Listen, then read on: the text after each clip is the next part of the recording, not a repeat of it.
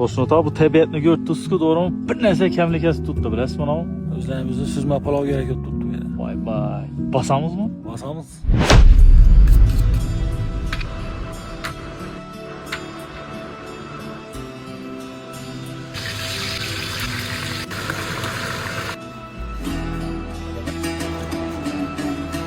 Mağaran brunch tapalamay ekanmiz bu yerda. İşte brunchlamay yanına ketdik. Lazer brunchini.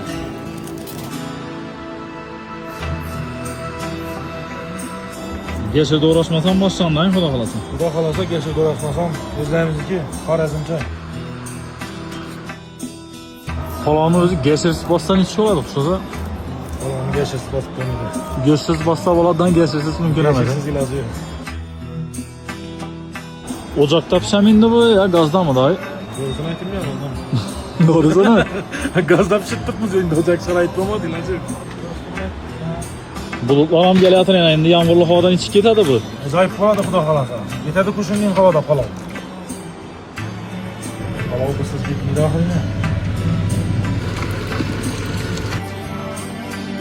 Xudo xolasa yana birinchidan bosdik.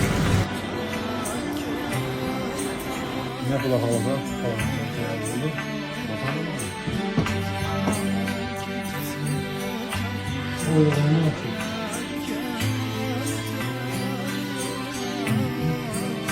Ulan net görmez bu lan.